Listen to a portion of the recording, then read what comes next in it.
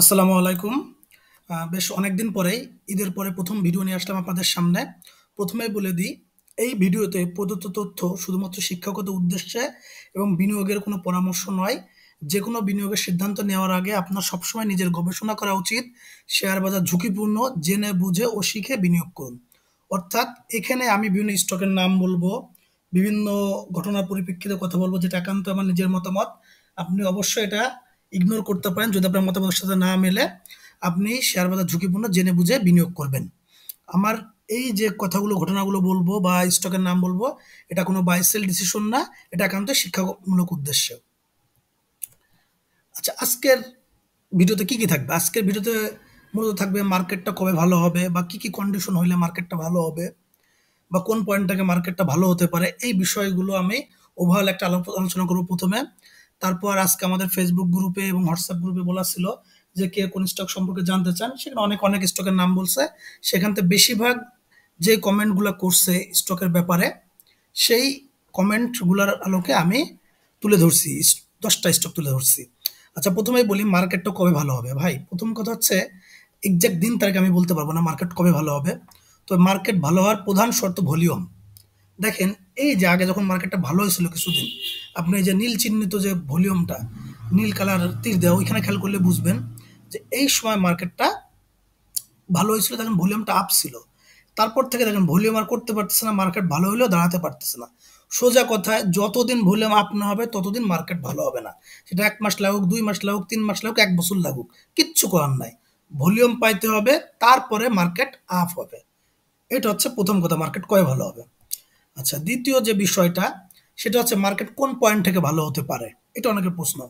দেখেন, মার্কেটের support resistance আসলে এখন খুব একটা কাজ করতেছে না এনালাইসিস অনুযায়ী। কিন্তু তারপর আপনাদের অবগতির জন্য জানাচ্ছি মার্কেটের সাপোর্টগুলো কোথায় আছে। মার্কেটের পরবর্তী সাপোর্টটা আছে ৫,১৩৬ বা ৫,১৫০ এর আশেপাশে। তারপরে সাপোর্ট ৪,৭৭৫। তারপরে সাপোর্ট ৪,০১৪। এই ৩ পয়েন্টের আশেপাশে মার্কেটের সাপোর্ট। এখন এটা যদি আগামী ৩ মাস, ৬ মাস, ১ বছর লাগে এই পয়েন্টে গিয়ে যাওয়ার পর যদি ভলিউম পায়, তাহলে মার্কেট এখান থেকে উঠবে, নাহলে আরো পড়তে পারে, কিচ্ছু করার নাই। মার্কেট যতদিন ভলিউম না পাবে উঠবে না।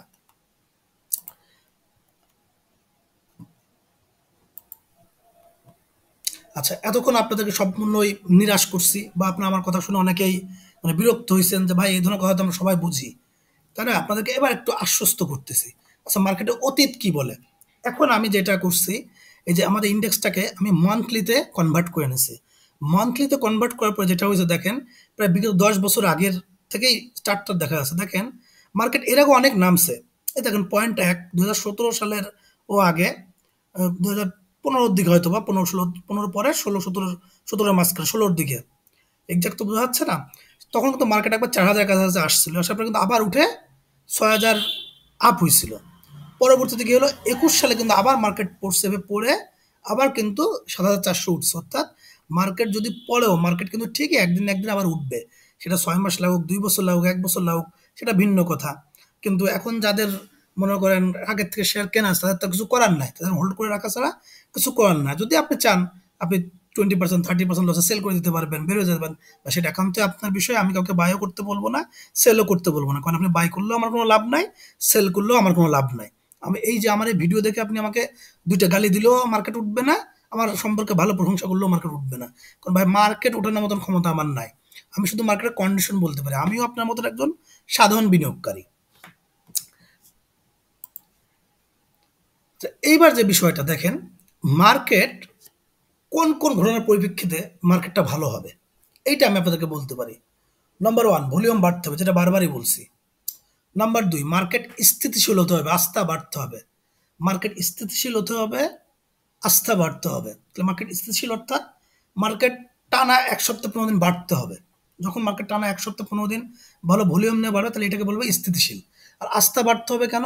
দেখেন, এই যে ফ্লোরে উঠার পরে মার্কেট এভাবে কারেকশনের পরে পত্র-পত্রিকায় আসছে ৫০,০০০, ৬০,০০০ পোর্টফোলিও বা ভিউ অ্যাকাউন্ট খালি হয়ে মানুষ বের হয়ে গেছে। ভাই এই লোকগুলোকে তো আবার ইন হতে হবে মার্কেটে। নাহলে তো মার্কেট আপ হবে না বা ধরে রাখতে পারবে না। কারণ যারা সেল দিয়ে যারা বের হয়ে যাচ্ছে বা বড় বিনিয়োগকারী যারা সাইড লাইনে আছে, তারা যদি মার্কেটে না আসে, তারা যদি না কেনে, কখনো কিন্তু মার্কেট বাড়বে না। আমি সাধারণ একটা উদাহরণ দিই আপনাদেরকে। দেখেন, কিছুদিন আমাদের রোজার শুরুতে কি হয়েছিল? তরমুজের দাম অনেক বেশি ছিল। তরমুজের দাম ছিল প্রায় অলমোস্ট মানে ভালো ছোটখাটো তরমুজ 400 টাকার নিচে পাওয়া যাচ্ছিল না। তারপর কি হলো লোকজন কেনা বাদ দিল। তরমুজের দাম কিন্তু আস্তে, আস্তে কমতে, কমতে ১০০ টাকা, ২০০ টাকা, ১৫০ টাকা চলে আসলো। কারণ কি? মানুষ কিনে নাই তাই দাম কমে গেছে। ঠিক একই কাজ আমাদের মার্কেটে বর্তমানে।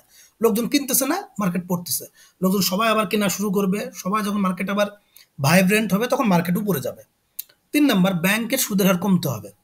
দেখেন ব্যাংকের সুদের হার যদি না কমে মার্কেট ভালো হবে না। কারণ দেখেন আপনার যদি ২০ লাখ টাকা থাকে, ধরেন আপনার কাছে ফ্রেশ ২০ লাখ ক্যাশ আছে, তাহলে আপনি কি করতেন? মার্কেট ভালো যদি আপনি দেখতেন যে ব্যাংকে ২০ লাখ টাকা রাখলে মাসে ২,০০০ ৩,০০০ টাকা ইজিলি পাওয়া যাচ্ছে। সরি আমার মানে একটু ভুল হয়েছে ক্যালকুলেশনে, যে ২০ লাখ টাকা ২০,০০০ পাওয়া যাবে মাসে। ২০,০০০ টাকা বা ২২,০০০ টাকা বা ২৪,০০০ টাকা ইজিলি পাওয়া যায় যদি কোনো রকম রিস্ক ছাড়া। তাহলে ভাই আপনি শেয়ার মার্কেটে কে আসবে? যেখানে রিস্ক আছে, যেখানে উম যেকোনো সময় 10% 20% কমে যেতে পারে মার্কেট খারাপ অবস্থায়। অর্থাৎ সুদের হার যদি কমে, সুদের হার যদি ডবল ডিজিট থেকে কমে আবার ৪-৫% এ আসে বা ৮% আসে ৭%, তখন কি অনেকে আবার ব্যাংকের থেকে টাকা না রেখে আবার এই মার্কেটে আসবে বড়, বড় বিনিয়োগকারীরা। তখন মার্কেট ভালো হবে। ৪ নাম্বার কল মানি রেট। কল মানি রেট কমতে হবে। কল মানি রেটটা কি? কল মানি রেটটা হচ্ছে সোজা কথায় একটা ব্যাংক এই যে আরেকটা ব্যাংকের থেকে টাকা ধার নেয়। এইটা হচ্ছে কল মানি রেট। দেখেন এই যে আমার এখানে একদম ১৮ এপ্রিল লাস্ট ব্যাংক ডে যেদিন ছিল সেদিনের ঘটনা এখানে বর্ণনা করা আছে। যে ১৮ এপ্রিলে ৯% সুদে লেনদেন হইছে ৩১৪৭ কোটি টাকা। ১০% সুদে লেনদেন হচ্ছে ১২৫ কোটি টাকা। আবার ১১.৮০% রেটেও লেনদেন হচ্ছে কত? ১৮০, প্রায় ১৮০, ১৭৯.৯৫ বা ৮০, ১৮০ কোটি টাকা। ভাই যদি ব্যাংকের যারা বড়, বড় মানে ব্যাংকাররা বা ট্রেজারি ব্যাংক যেটাই বলি, তারা যদি দেখে রাতারাতি যদি 10% পায়, 11% পায়, ভাই তারাই শেয়ার মার্কেটে কেন আসবে? আর মার্কেটে যদি ব্যাংক না আসে, মার্কেটে যদি বড়, বড় বিনিয়োগকারী না আসে, কখনোই এই মার্কেট উঠবে না। আমার আপনার মতন সাধারণ বিনিয়োগকারী বিনিয়োগ করি ৫ লাখ ১০ লাখ টাকায়। এই টাকা ভাই মার্কেট উঠানো সম্ভব না। এর জন্য এই কল মানি রেটটা কমতে হবে, ৪% ৫% হতে হবে। তারপরে মার্কেট উঠবে। আপনারা এটা একদম বাংলাদেশ ব্যাংকের তথ্য। এখানে আমার কোনো মন গড়া তথ্য নয়। আপনারা দেখবেন যখনই মার্কেট ভালো ছিল এর আগে, আজ থেকে যদি ১০ বছর আগেও হয়ে থাকে, তখন এর কল মানি রেটটা দেখবেন, তখন দেখবেন যে অনলি ৪-৫% ছিল। তখন মার্কেটটা ভালো ছিল। অর্থাৎ ব্যাংকের বা ব্যাংক যদি দেখে যে সে অন্য জায়গায় সে ইনকাম করার সুবিধা নাই, তখনই সে শেয়ার মার্কেটে আসে। কিন্তু শুধু অন্য জায়গায় যদি রাতে সুদ পায় ৯% ১০%, সে কেন ভাই শেয়ার মার্কেটে আসবে রিস্ক নিয়ে? এই যে আমি ৪টা ৫টা কারণ বললাম, এই ৪টা কারণ না ঘটলে এই মার্কেট ভালো হবে না, স্থিতিশীল হবে না। ৫ নাম্বার যে কারণ, একদম শেষ যে কারণটা, দেশের অর্থনীতি স্থিতিশীল হতে হবে। কিরকম দেশের অর্থনীতি স্থিতিশীল হতে হবে? আপনারা সবাই জানেন আমাদের দেশের এখন অর্থনীতি একটা বেশ টালমাটাল অবস্থা আছে। কিরকম? ব্যাংকগুলো একটা, একটাকে মানে পুনর্গঠন হচ্ছে, একটা, একটার সাথে মার্জ করে ব্যাংক গেল। দ্বিতীয়ত কি হলো? আমাদের ফরেন রিজার্ভ কিন্তু লাস্ট ১-১.৫ বছর ধরে কিন্তু খুব একটা সন্তোষজনক না। এটা একটা বিষয়। ডলারের দামটাও কিন্তু এখনো সেভাবে সন্তোষজনক। হ্যাঁ, একটা রেঞ্জে এসে সে ১১০ টাকার প্লাস মাইনাসে সে আছে। কিন্তু সে কিন্তু আগে ছিল ৮০ টাকা, ৮০ টাকা থেকে ১১০ টাকা আসছে। তাহলে কত? অলমোস্ট 40% 50% এর কাছাকাছি বেড়ে গেছে। এই জিনিসগুলো যদি স্থিতিশীল না হয়, তাহলে কিন্তু দেশের অর্থনীতি কিন্তু ওভারঅল ভালো হবে না। মার্কেটও সেইভাবে আপনি উপরে যেতে দেখবেন না। হয়তো সাময়িক ১ সপ্তাহ ১৫ দিন উপরে যাবে, আবার সে কাছাকাছি নিচের দিকেই আসবে। এইটা হচ্ছে আমাদের ইন্ডেক্সের কারণগুলা বা সচরাচর ঘটনাটা আমি বলে দিলাম। আচ্ছা, এ পর্যায়ে আমরা ১ম যে ১০ টা স্টকের কথা বলতে চাইছিলাম, সেখান থেকে ১ম যে স্টক সম্পর্কে জানবো, সেটা হচ্ছে ফোয়াং সিরামিক। দেখেন ফোয়াং সিরামিক এ যে আমি একটা বক্স ক্রিয়েট করে রাখছি। এই যে বক্সের ভিতরে গত প্রায় কোন মাস থেকে? সে প্রায় মার্চ মাস থেকে বর্তমানে এপ্রিল মাস, প্রায় ১ মাস ধরে সে ট্রেড হচ্ছে। যদি সেই বক্সের উপরে উঠে তাহলে সে ৩১ টাকা যাবে তার নেক্সট রেজিস্ট্যান্ট। আর যদি বক্সের নিচে আসে তাহলে কিন্তু সাপোর্টটা ভেঙে যাবে, সে কিন্তু ১৭ টাকার নিচে আসবে। অর্থাৎ ফোয়াং সিরামিক ২৩ টাকা ২৬ টাকার ভিতরে একটা ট্রেড হচ্ছে। এই ট্রেড যদি ২৬ টাকার উপরে চলে যায় তাহলে সে ৩১ টাকা যাবে। আর ২৩ টাকার যে সাপোর্টটা ভেঙে যদি নিচে চলে আসে তাহলে সে ১৭ টাকা হতে পারে। এটা হচ্ছে ফোয়াং সিরামিকের শর্ট অ্যানালাইসিস। এবার আমরা যে স্টক সম্পর্কে জানবো, বি সেসারি। দেখেন বি সেসারি স্টকটা যদি আপনারা একটু লং টাইম দেখেন, যে আমি মুভিং এভারেজটা আঁকানো আছে, সে কিন্তু একটা আপ ট্রেন্ডেই আছে। সে কিন্তু গত প্রায় ফেব্রুয়ারি মাস থেকে দেখেন সে কিন্তু আপ ট্রেন্ডে আছে। এখন বর্তমানে বিসিএসআরি যেটা হচ্ছে, বিসিএসআরিতে দুইটা রেজিস্ট্যান্ট আছে। এই যে একটা ৬৭ টাকায়, একটা হচ্ছে ৭৫ টাকায়। এখন বিসিএসআরি কিন্তু ভলিউমটা একটু তুলনামূলক ভালো, খুব যে ভালো তা না, যে একদম আশানুরূপ ভলিউম, কিন্তু সে কিন্তু এই ভলিউম দিয়ে কিন্তু আস্তে আস্তে যে কিন্তু কত ৫৪ টাকা কিন্তু থেকে কিন্তু ৬৫ টাকা উঠছে। অতএব সে এখন আছে ৬৫ টাকা, ৬৭ টাকা ইজিলি আশা করা যায় যাবে। ৭৫ টাকাতে সে একটা যাবে কিনা, এখানে ৬৭ টাকা তার একটা রেজিস্ট্যান্ট ফেস করবে এই জায়গাটায়, এই রেজিস্ট্যান্টটা সে ফেস করবে। যদি এইখানে যদি সে রেজিস্ট্যান্ট ফেস করে, যদি পার হতে পারে তাহলে সে ৭৫ টাকা যেতে পারে। আর যেহেতু স্টকটা আপ ট্রেন্ডেই আছে, অতএব আমি মনে করি যাদের এন্ট্রি আছে তাদের ভয় পাওয়ার কিছু নাই, সে একটা লং আপ ট্রেন্ডে আছে প্রায় ১ বছর ধরেই। আচ্ছা, তৃতীয় যে স্টক সম্পর্কে বলবো ব্যাট বিসি। দেখেন, মার্কেটে কিন্তু ৩-৪ ধরনের বিনিয়োগকারী থাকে। কেউ থাকে ২-১ দিনের জন্য বিনিয়োগ করে বা ৩ দিনে লাভ করতে চায়, ডে ট্রেডার। আবার অনেকে থাকে পজিশন ট্রেডিং করতে চায়। আর অনেকে আছে হলো ইনভেস্টিং করতে চায়, তারা একটা স্টক কেনে ২ মাস ৬ মাসের জন্য, তারা কেনে ১০ বছর ২০ বছরের জন্য। ভাই ব্যাট বিশেষ তাদের মতন স্টক, যারা এই যে আগামী ১০ বছর ২০ বছরের জন্য ইনভেস্ট করছে তাদের জন্য হচ্ছে ব্যাট বিসি। ব্যাট বিসি কেনা, স্কোয়ার ফার্মা কেনা একটা জমি কেনার সমান। কারণ এরা যে ডিভিডেন্ড দিবে এই ধরনের শেয়ারগুলা, সেই ডিভিডেন্ডে আপনার টাকা উঠে যাবে ১০ বছরে, যেটা অন্য অন্য সব শেয়ারে হয় না। দেখেন ব্যাট বিসি, এই যে আমি ৩৯২ টাকা নিয়ে আসছি, কোন টাইমটা দেখেন তো, এটা ২০০৯ সালে ছিল ৩৯২ টাকা। তারপরে সে কখনোই এরকম কম দামে আসে নাই। তাহলে তার এখন বর্তমান দাম কত? আমি যদি এটা মন্থলি দেখতেছি, আমি এক্সাক্ট বলতে পারবো না তার দাম কত। তাহলে আমাকে ইসে যেতে হবে, ডেতে যাইতে হবে। ৩৯৩ টাকা, ডেতে গেলে ৩৯৩ টাকা। অর্থাৎ আপনি যদি স্টকটা বর্তমানে ৩০০, এই যে ৩৯২ বা ৩৯৩ ছিল, সে প্রায় ১ বছর আগে, তার আগে ছিল না। সরি, ১০ বছর আগে, প্রায় আমার ভুল হচ্ছে, ১০ বছরও না, প্রায় ১৫ বছর আগে। ১৫ বছর আগে ছিল। এখন ১৫ বছর আগের, ১৪-১৫ বছর আগে ছিল ৩৯২ টাকা। সেই ১৪-১৫ বছর পরে আবার সেই দামে আসছে।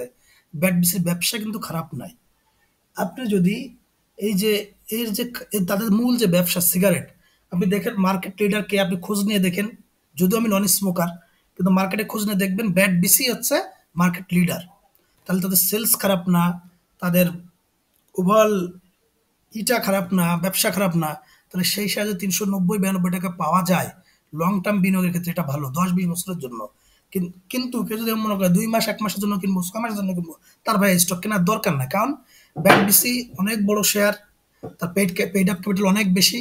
সে আপনাকে দ্রুত ক্যাপিটাল গেইন দিতে পারবে না।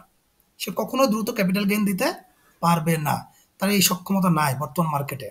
তাকে ১-২ বছরও লাগতে পারে তাকে এই ৪০০ টাকা ক্রস করতে হইলে, কারণ মার্কেটের কন্ডিশন বুঝে। অতএব যারা লং টার্ম বিনিয়োগ করবে তাদের জন্য ব্যাট বিসি ওকে, ১০-২০ বছরের জন্য তারা বিনিয়োগ করবে। আর যারা শর্ট টার্ম বিনিয়োগ করবে তাদের জন্য ভাই এই শেয়ার না, সোজা কথায়। আচ্ছা, আমরা তৃতীয় যে চতুর্থ যে স্টক সম্পর্কে জানবো সেটা হচ্ছে এসপি সিরামিক। দেখেন এসপি সিরামিক শেয়ারটা কিন্তু একটা আপ ট্রেন্ডেই আছে। আমরা ফ্লোর ওঠার পর থেকে দেখছি স্টকটা একটা আপ ট্রেন্ডে আছে, কিন্তু স্টকটা একটা যে আপ ট্রেন্ড লাইনে আছে, সেই আপ ট্রেন্ড লাইনে একটা কারেকশন হতে পারে ৩৪-৩৫ টাকার দিকে। এখন যদি সে ৩৪-৩৫ টাকা থেকে ভেঙে যদি নিচে চলে আসে, নিচে চলে আসে ভেঙে, তাহলে বুঝতেই পারতেছেন যে আপনাকে আবার ২৫-২৬ টাকা আসতে পারে বা ২৭ টাকা আসতে পারে। আর যদি না ভেঙে যদি উঠে যায়, আমি যেভাবে তীর চিহ্ন দিছি ওই লেভেলটার থেকে যদি সে উঠে যায়, নীল যে তীর চিহ্ন দিছে এখানে যদি উঠে যায়, তাহলে তো অবশ্যই ভালো হবে। তাহলে আবার কিন্তু ৪০-৩৫ টাকা যাইতে পারে। অর্থাৎ তার ক্রুশিয়াল টাইমটা হচ্ছে ৩৪-৩৫ টাকা। এই জায়গাটা থেকে যদি উপরে ওঠে তাহলে উপরে যাবে, এই জায়গাটা থেকে নিচে আসলে সে নিচে আসবে। এখন কে কীভাবে করবেন এটা একান্ত আপনি ডিসিশনটা নেবেন। তবে আমি আরো একটু বলি, তার এই যে এটা যেটা হচ্ছে আর কি, মানে ম্যাকডিতে যেটা দেখাচ্ছে, ম্যাকডিতে দেখাচ্ছে সে একটা কারেকশন আসতে পারে। তার ম্যাকডিতে দেখাচ্ছে যে একটা কারেকশন আসতে পারে, অর্থাৎ ম্যাকডি কারেকশন হওয়ার একটা সম্ভাবনা আছে, অর্থাৎ ৩৪-৩৫ টাকা সে আসার একটা সম্ভাবনা খুব বেশি। আচ্ছা, এবার আমরা যে স্টক সম্পর্কে জানবো সেটা হচ্ছে আরডি ফুড। দেখেন আরডি ফুড ডবল বটম তৈরি করার মতো খুব সুন্দর একটা পজিশনে আছে, কিন্তু এই স্টকটা একটা ঘটনা ঘটছে এখানে। তার কিন্তু ভলিউমটা একদম ড্রাই হয়ে গেছে। কিন্তু দেখা যায় যখনই ভলিউম ড্রাই হয় তখন কিন্তু একটা স্টক কিন্তু বাড়ে। দেখেন এর আগের ভলিউমটা দেখলে আপনি একটু প্রমাণটা পাবেন। এই যে এইগুলো একটু খেয়াল করলে আপনি বুঝবেন। এর আগে সে যখনই ভলিউমটা ড্রাই হয়ে গেছে তখনই কিন্তু সে একটা আবার আপট্রেন্ড ছোটখাটো একটা আপট্রেন্ড দিচ্ছে। অর্থাৎ এখানে ভলিউমটা ড্রাই হয়ে গেছে, একটা ভলিউম পাইলেই বাড়তে পারে। তবে এর শর্ত হচ্ছে ২ টা, ডবল বটম করে ওরম উপরে যেতে গেলে ১ ভলিউম পেতে হবে, ২ মার্কেটটা ভালো হতে হবে। কারণ মার্কেট যদি ভালো না হয়, অনেক সময় হয় কি একটা শেয়ার একটু হঠাৎ করে একটু বাড়লো, কিন্তু মার্কেটটা খুবই প্রচণ্ড খারাপ, ইন্ডেক্সটা প্রচণ্ড কারেকশন দিল, তাহলে সেই শেয়ার আর উঠতে পারে না। আবার যদি একটা শেয়ার যদি ভলিউম পায়, সাথে মার্কেটটা যদি ভালো একটু সাপোর্ট দেয়, তাহলে দেখা যায় একটা স্টক যে পর্যন্ত যাওয়ার কথা না, সে দ্রুতই সেখানে চলে যায়। এই ২ টা শর্ত হইলে এই স্টকটা ভালো হইতে পারে। Hardy food. আচ্ছা, এবার আমরা যে স্টক সম্পর্কে জানবো আইএফআইসি। দেখেন আইএফআইসির যে স্টকটা, অনেকে আমাকে জানতে চাইছে আইএফআইসি বা আরো অনেক অন্যান্য ব্যাংকের কথা বলছে। আইএফআইসি বা ডিএসসিএক্স দেখেন আপনি প্রায় সেম সেম চেহারা, শুধু হালকা নিচের দিকে একটু চেহারাটা ওইভাবে ঠিক নাই। এখন দেখেন আইএফআইসি ৳১০.৫ সে একটা সাপোর্ট নেওয়ার চেষ্টা করতেছে। ৳১০.৫ একটা সাপোর্ট নেওয়ার চেষ্টা করতেছে। এখন এই জায়গায় সে সাপোর্ট নিচ্ছে, নেওয়ার পর একটু এখন ভালো হইতে পারে, যেহেতু ব্যাংকগুলোর এখন কি হচ্ছে ডিভিডেন্ড দেওয়ার সময় আসছে। ডিভিডেন্ডটা পাইলে হয়তো ৳১০.৫ থেকে ৳১১.৫ যাইতে পারে। কিন্তু সে এখন এই সময় লং আর আপ ট্রেন্ডে যাবে না। কেন যাবে না? কারণ মার্কেটে ভলিউমটা সেই লেভেলে নাই। মার্কেটে ব্যাংক কখন বাড়ে? ব্যাংক যখন ১,০০০ কোটি ১৫০০ কোটি প্লাস হয় মার্কেটে ভলিউম, তখন ব্যাংক বাড়ে। ভাই এখন ব্যাংক বাড়ার টাইম না। ব্যাংকে এখন মার্কেটে টাকা নাই। ব্যাংক হচ্ছে পেইড আপ ক্যাপিটাল বড় থাকে। একমাত্র মিডল্যান্ড ব্যাংক, রূপালী ব্যাংক ছাড়া এখন অন্য ব্যাংক বাড়ার মতন টাকা মার্কেটে নাই। সত্যি কথা। কারণ এই ২ টা হচ্ছে লো পেইড ব্যাংক, এই ২ টা বাড়তে পারে। কিন্তু অন্যগুলো বাড়ার মতন ক্যাপাসিটি এখন মার্কেটে নাই। কারণ মার্কেটে সেই টাকা নাই। মার্কেটে সেই জোর নাই। একজন মানুষ ধরেন দৌড়ায় পাহাড়ে উঠবে। পাহাড়ে উঠতে গেলে তার পায়ে বল থাকা লাগবে। তা ঠিক মার্কেটকে এখন যদি আপ ট্রেন্ডে উঠতে হয়, পাহাড়ে উঠতে হয়, তাকে টাকা থাকতে হবে মার্কেটে। মার্কেটে টাকা নাই, মার্কেট এখন ব্যাংক বাড়বে না। সোজা হিসাব। এরপর আমরা যে স্টক সম্পর্কে জানবো ফোয়াং ফুড। দেখেন ফোয়াং ফুডের একটা আল্টিমেট সাপোর্ট আছে ৳২৪-২৫।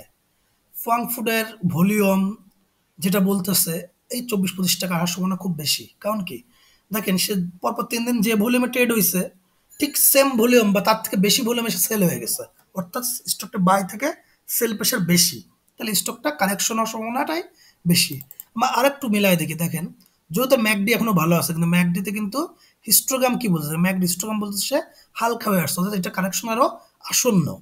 ম্যাকডির হিস্টোগ্রাম যেটা বলতেছে।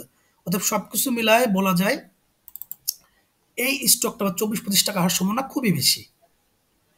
এখন আপনি বাই করবেন না সেল করবেন এটা আপনার বিষয়। জাস্ট আমি আমার এনালাইসিস বা আমার মতামতটা আমি দিয়ে দিলাম। আচ্ছা, থার্ড বা পরবর্তী যে স্টকটা নিয়ে জানবো আমরা, সেটা হচ্ছে মালেক স্পিন। এই স্টকটা আমাকে অনেকে জানতে চাইছে। মালেক স্পিন দেখেন সে ডবল বটমের মতন তৈরি করছে। সরি, ডবল টপের মতন তৈরি করে সে একটা কারেকশন দিচ্ছে। অনেকটা দেখেন এম প্যাটার্নের মতন, এম প্যাটার্ন বলেন বা ডবল টপ বলেন যেটাই বলেন। কিন্তু এর ৳৩২ দিকে তার একটা পরীক্ষা আছে। যদি ৳৩২ যে টিকে যায়, তাহলে এখান থেকে সে আবার ব্যাক করবে বা এখান থেকে কি হবে, সে এখান থেকে সাপোর্ট নিয়ে উপরে যাবে। আর যদি এখানে না টেকে তাহলে সে কিন্তু এখানে আবার নিচে আসবে। নিচে এসে ডবল টপ ক্রিয়েট করে ৳২৮ বা ৳২৬ দিকে আসতে পারে। কারণ তার ভলিউমও শুধুমাত্র একটাই জিনিস পজিটিভ, তার ভলিউমটা শুধুমাত্র বা সেল ভলিউমটা আস্তে আস্তে কমে যাচ্ছে। এই জিনিসটা ছাড়া তার কোনো পজিটিভ দিক আমি দেখতেছি না। ইভেন আপনি দেখেন ম্যাকডিও বলছে কারেকশন হবে। ম্যাকডি, আরএসআই সব কিছুই বলছে তার কারেকশন লেভেলটায় আসন্ন বেশি। আচ্ছা, এইবার যে স্টক সম্পর্কে জানবো সেটা হচ্ছে গোল্ডেন সোয়ান। দেখেন গোল্ডেন সোয়ান স্টকটা সে একটা সাপোর্ট নিছে। কত টাকা? ৳১৮ আশেপাশে। ১৮-১৯ সাপোর্ট নিছে। নিয়ে সে উঠার চেষ্টা করতেছে। এই স্টকটা বাড়ার একটা সম্ভাবনা আছে। কেন আছে? তার ভলিউমটা দেখেন কিন্তু পজিটিভ। তার ভলিউমটা কিন্তু পজিটিভ। পরপর ৩ দিন ৪ দিন কিন্তু তার ভলিউম বাড়তেছে। অর্থাৎ এই স্টকটা যদি ভলিউম বাড়ছে, দামও বাড়তেছে, সম্পূর্ণ পজিটিভ।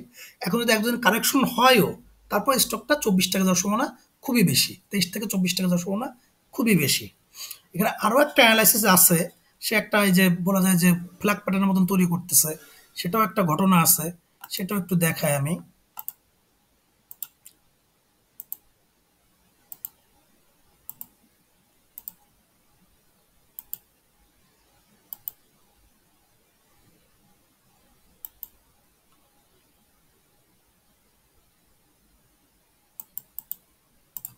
সাধারণত দেখা যায় কোনো স্টক যখন ফ্ল্যাগ প্যাটার্ন গঠন করে, সে দেখাচ্ছে যে এই জায়গা থেকে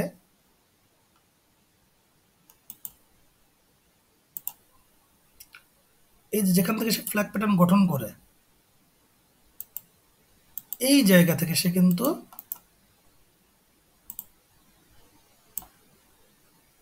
আবার ওখান থেকে উপরে ওঠে। এখন এটা হচ্ছে ফ্ল্যাগ প্যাটার্ন একটা ধর্ম বলতে পারেন। তাহলে সেই জায়গায় হলে কিন্তু 26-27 টাকা সে যাওয়ার একটা সম্ভাবনা আছে। ফ্ল্যাগ প্যাটার্ন যদি অ্যাক্টিভেট হয়, তবে এখানে তার একটা 24 টাকার ভালো একটা শক্ত রেজিস্ট্যান্স আছে। এইটা আপনাকে মাথায় রাখতে হবে। এই 24 টাকার আশেপাশে এসে যখন তার এই শক্ত রেজিস্ট্যান্স সে যখন পার করবে, তখন তার ইটা কেমন হয় আর কি। ভলিউম প্লাস তার প্রাইস অ্যাকশন কি বলে, সেই অনুযায়ী আপনাকে অ্যাকশন নিতে হবে। আমাদের আজকে লাস্ট স্টক ম্যাক্সন স্পিন। দেখেন ম্যাক্সন স্পিনটা কিন্তু বলতেছে না যে স্টকটা কোনো রকম বাড়ার সম্ভাবনা আছে। তার একমাত্র ভলিউমটা, সেল ভলিউমটা কমে আসতে যাচ্ছে, এখন পজিটিভ দিকে এখন নাই। এই স্টকটায় কারেকশন তার যেটা বলছে আরও বেশি আসন্ন মনে হচ্ছে। কেন? দেখেন তার এমএএকডির হিস্টোগ্রামও কি হালকা হয়ে আসতেছে, অর্থাৎ কারেকশনের দিকেই যাচ্ছে। স্টকটার দাম কমার সময় আরও বেশি। তবে স্টকটা কোন পর্যন্ত আসতে পারে, কমে বা কমতে পারে, সে হয়তো বা এইদিকে আবার আসতে পারে, যে 11-12 টাকার দিকে আবার আসতে পারে। এটা হচ্ছে তার সাপোর্ট জোন, বা এটাই তার মানে বর্তমান গন্তব্য বলতে পারি। ভবিষ্যৎ কি হবে একমাত্র আল্লাহই ভালো জানে। আচ্ছা, আজকে যে অ্যানালাইসিস করছিলাম আজকে এ পর্যন্তই। আমার ভুল ত্রুটি থাকলে আমাকে ক্ষমা করবেন। আর যদি আমার অ্যানালাইসিসের মাধ্যমে আপনার ভালো কিছু খুঁজে পান, তাহলে আমার জন্য দোয়া করবেন। আর আমার ইউটিউব চ্যানেলে কমেন্ট করে বা শেয়ার করে আমার পাশে থাকবেন। যদি কোনো স্টক সম্পর্কে জানতে চান, আমার ইউটিউব চ্যানেলের মাধ্যমে আমাকে জানাতে পারেন, বা বিশেষ কোনো কিছু শিখতে চাইলেও আমাকে কমেন্ট করতে পারেন ইউটিউব চ্যানেলে। আমি চেষ্টা করব আপনাদেরকে যতটুকু পারার হেল্প করার। আজকে এ পর্যন্ত। আল্লাহ হাফেজ।